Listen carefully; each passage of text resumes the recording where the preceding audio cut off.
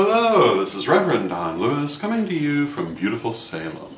Tonight we're going to continue our discussion of the 7 planes with the final plane, the divine plane. And this is the plane where all things are one.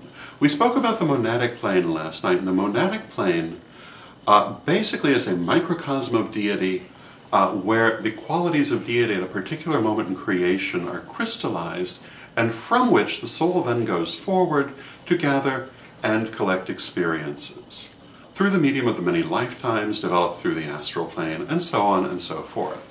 The divine plane, however, is the totality of everything.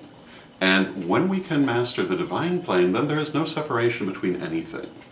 And it is at the divine plane that all things are one.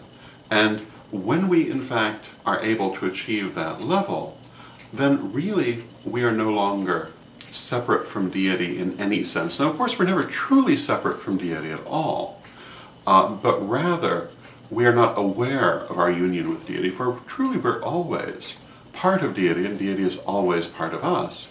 But at the divine level, those souls that reach the divine level, when they reach it, and we all eventually reach it, at that level there is no perception of separation.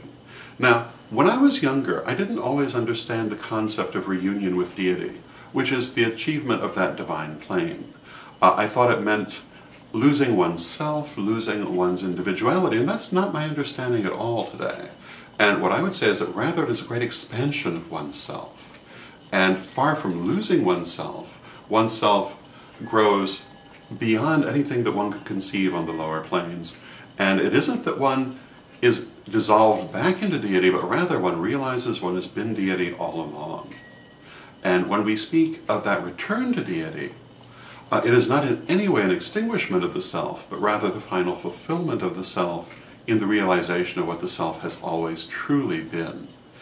In her book, The 5 Mystic Secrets, my mother spoke quite extensively about that concept of reunion with deity, which again is the achievement of that divine plane. And when the soul has ascended through all 7 planes, that reunion takes place. But again, it isn't because we are ever truly separate, but rather because we have a perception of separation in order to facilitate growth through the physical world. So those are my thoughts on that subject, and until next time, may you blessed be.